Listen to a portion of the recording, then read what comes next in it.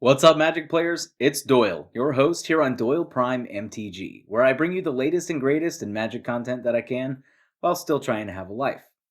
Today, I've got a deck for you that embodies the spirit of, I didn't ask how small the room was. I said, cast Fireball. And we have a luscious Lorehold commander that does just that. Forests, islands, mountains, plains, and swamps. The multiverse is all that is, or ever was, or ever will be.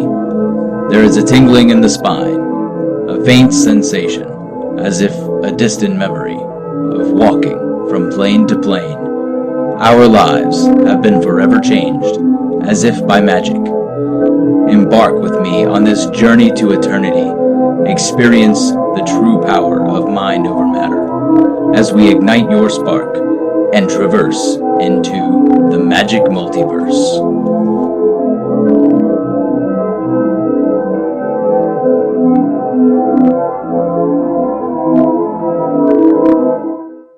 Alibou Ancient Witness makes my heart smile. I've always loved building characters in Dungeons & Dragons that can cast Fireball, and now with Alibou in the command zone, I can do that in Magic the Gathering.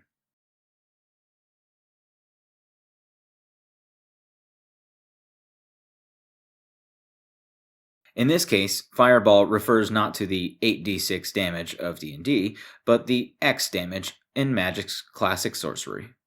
With Alibou out, we won't be paying red, but instead we will be dealing X damage anytime one or more of our artifact creatures attack, where X is the amount of tapped artifacts that we control.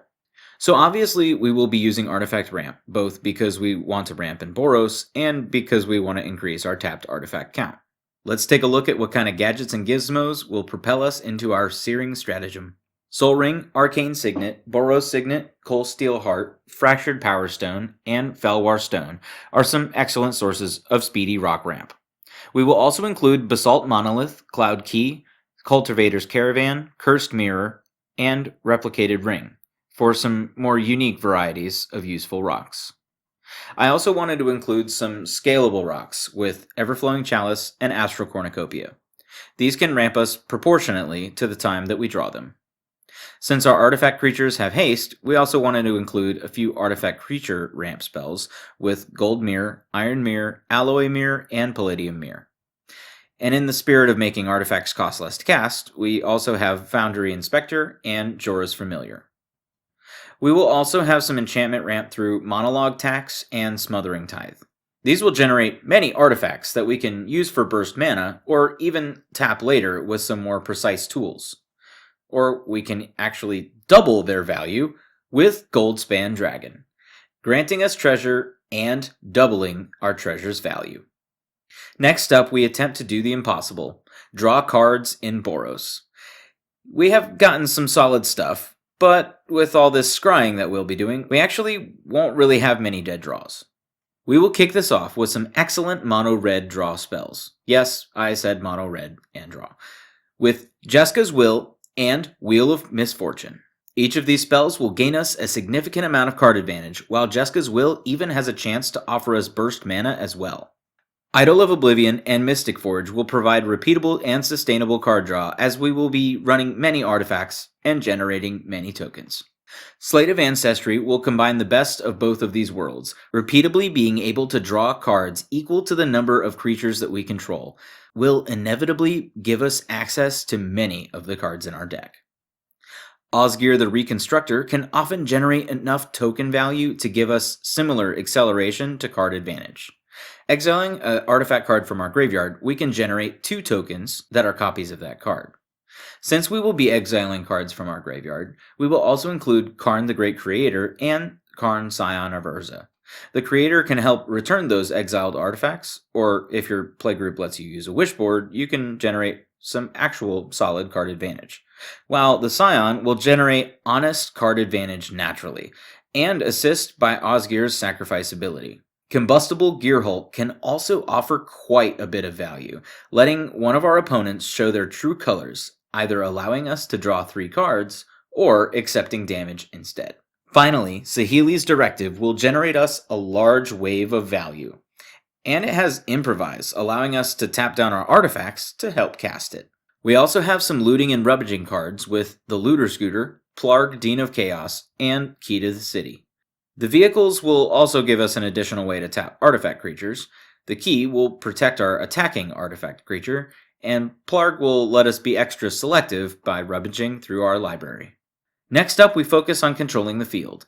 Alibou will provide a lot of removal for us while we peck our opponents down, but we want to make sure that we have a bit of other control of our game space. We have a bit of stacks pieces with Hope of Girapur and Ethereum Sculptor, each slow down particular game patterns. The Hope also giving us a bit of evasion on an artifact attacker as well.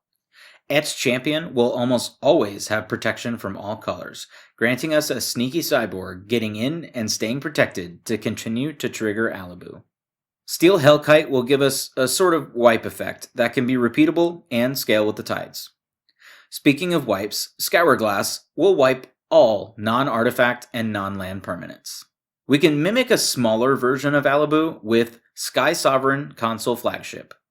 Being a vehicle, it allows us to tap our other creatures down, but it also doles out additional lightning bolts whenever it enters the battlefield or attacks. Lux Cannon can be fearsome, charging up to be able to destroy more and more permanents. We also want to be able to tap any artifacts down just for the sake of adding to Alibou's ability. Clock of Omens and Girapur Aether Grid will each allow us to tap down any number of artifacts and charge up our Fireball. Also, Gilded Assault Cart will suffice for something similar that can also return itself from the grave. We also have a few evasive artifact creatures that come in from left field using Blink Moth Nexus, Ink Moth Nexus, and Gingerbrute. Finally, we move into our crushing close. First, we need a bunch of artifacts that we can tap, so let's make some tokens and stuff. Starting off, Loyal Apprentice and Mearsmith will each generate us small artifact creature tokens over time. Digsite Engineer and Felden of the Third Path will each generate much more useful artifact creature tokens, even if Felden's tokens don't stick around for long. We also have the Mirror Battlesphere to drop us a large amount of tokens upon entering. Genesis Chamber will assist us in generating even more Mirror with which to power up our sphere, or our commander. Nuisance Engine and Mirror Turbine can generate us a bunch of small token artifact creatures each turn as well.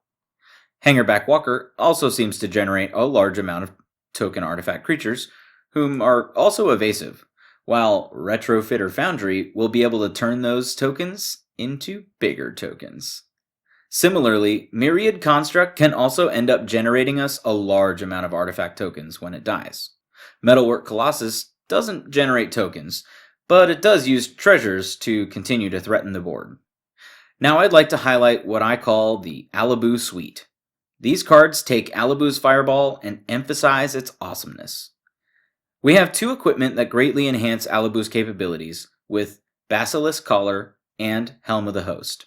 Lifelink, or mirroring the effect, clearly has large amounts of possibilities.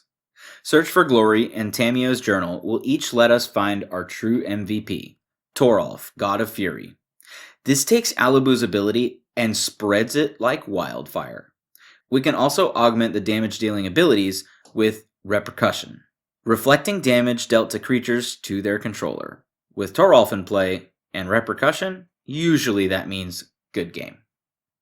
Another couple of ways that we can beef this up is to copy the ability with a Strionic Resonator or a Lithoform Engine. We can also emphasize the damage dealt per turn with Throne of the God Pharaoh, but most intensely, Mycosynth Lattice. It allows our lands to be counted into the Alibou X and showcase the true power of Fireball. As for lands, we included 3 artifact lands with Ancient Den, Darksteel Citadel, and Great Furnace. These help Alibou up the average burn.